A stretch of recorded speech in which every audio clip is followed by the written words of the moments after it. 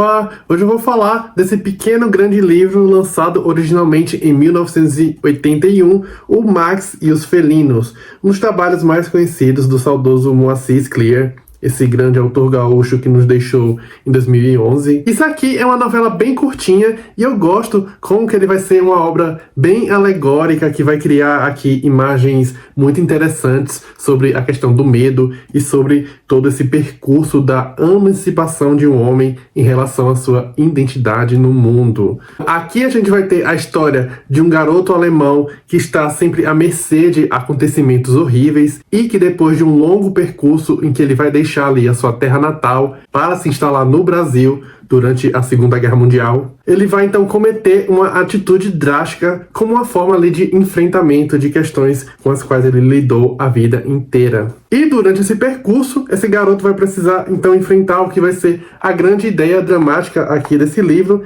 que é ali o seu medo de felinos, ou pelo menos da ideia de felinos. Antes de mais nada, vale lembrar aqui que o Max e os Felinos, ele ganhou mais notoriedade alguns anos atrás, graças a um episódio muito polêmico de plágio que envolveu ali o Moacir Scliar e outro famoso autor canadense chamado Ian Martel, em um livro dele ali chamado As Aventuras de Pi, que se tornou um grande best-seller e posteriormente também foi adaptado para o cinema hollywoodiano. Então essa história do plágio é bem famosa, mas só recapitulando aqui rapidamente, aparentemente o Ian Martel se inspirou nesse livro aqui do Scliar para escrever o Aventuras de Pi, mais especificamente da premissa central aqui do livro brasileiro, que seria ali de um rapaz que após o naufrágio se vê à deriva no meio do oceano, dividindo um barco com um felino. Aqui nesse livro, esse felino é um jaguar ou uma onça pintada, e no livro do Ian Martel é um tigre de Bengala. O problema é que o Martel ele não mencionou essa inspiração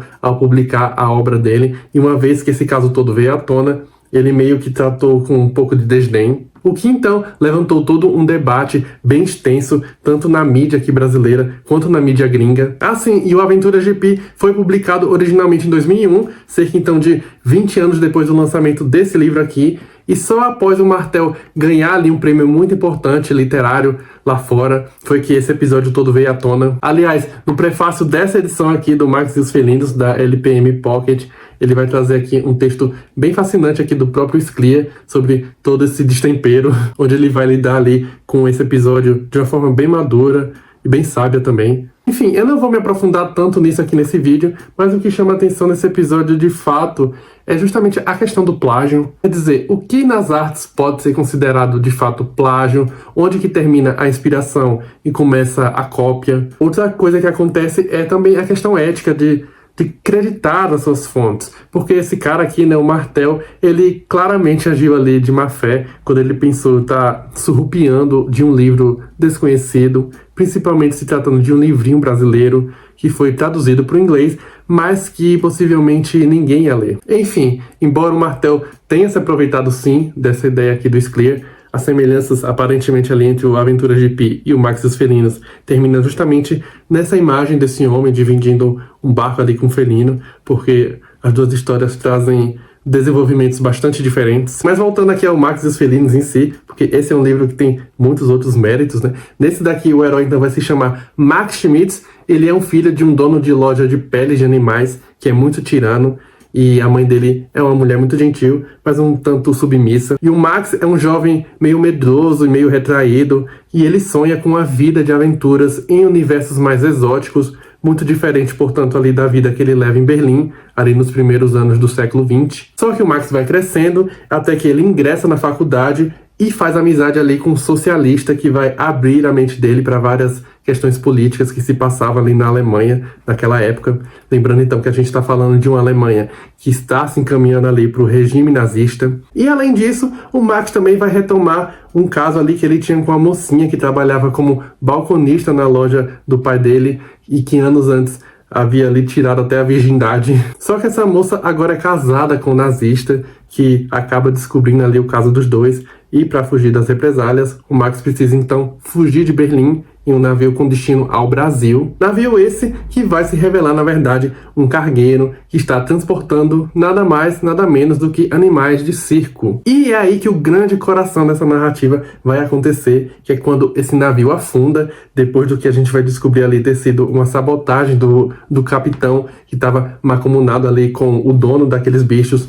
tudo ali visando o dinheiro do seguro. Enfim, o Max é deixado para morrer ali junto com os bichos, mas ele consegue sobreviver ao naufrágio apenas para se encontrar, portanto, à deriva no meio ali do Oceano Atlântico, em um pequeno botezinho, na companhia de um imponente jaguar, ou como é mais conhecido, né, como eu mencionei, uma onça pintada. Ou seja, literalmente, o Max vai estar ali na presença do seu medo de infância. Então, depois do que parece ser muitos dias ali naquele barquinho, só na companhia daquele bicho, com quem ele vai criar aquela dinâmica bem interessante aqui, né? O Max, ele vai ser eventualmente resgatado e segue então para o Brasil, mais especificamente para Porto Alegre, ali nos anos 30, e ali nas terras gaúchas, ele vai então precisar enfrentar outros desafios, principalmente no que diz respeito ao estopim da Segunda Guerra Mundial, que se daria ali poucos anos depois. E a gente vai acompanhar então esses reflexos de como isso vai afetar o Max, mesmo ele já estando muito distante ali da sua terra. Na solidão do oceano, Max se via encarando o jaguar, sua pele brilhando à luz da lua.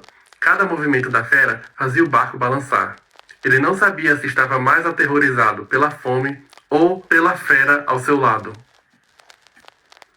Como eu mencionei, essa história vai ser então um pequeno grande épico em que a gente vai essencialmente primeiro presenciar a fuga e depois o enfrentamento do medo de infância desse herói aqui. Um medo que, à medida que o herói vai amadurecendo, vai adquirindo experiência, vai retornar para ele e se manifestar em horrores mais complexos. E nesse processo, o que o Max está constantemente fugindo, enfrentando ou buscando é justamente a sua identidade e como que isso vai acontecer, portanto, em terras estrangeiras, longe da sua família, da sua cultura, do seu povo, da sua história, ou seja, sem qualquer tipo de referência imediata. A gente pode entender, portanto, essa presença desses felinos como uma espécie de potência latente que o Max está sempre renegando, ou do qual ele está sempre buscando fugir. Ele tem esse medo e também uma espécie de fascínio ali por esses felinos. E sendo essa novela aqui dividida em 3 partes, né, o interessante é como que os felinos na vida do Max, eles não aparecem de forma, digamos assim, literal. Eles são muito mais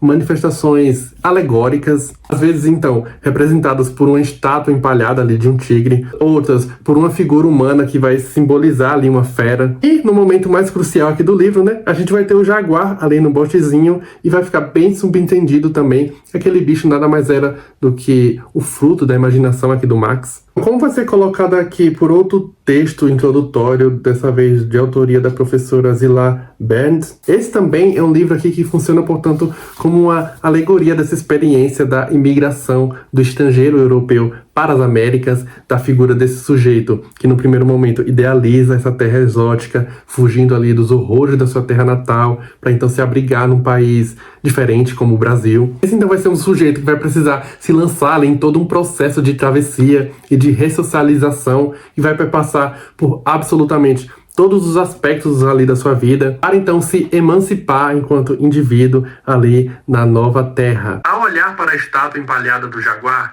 Max percebeu que o animal sempre esteve dentro dele, moldando suas ações, seus medos, suas fugas. Não era mais o bicho que o assustava, mas a ideia de que o medo jamais o abandonaria completamente.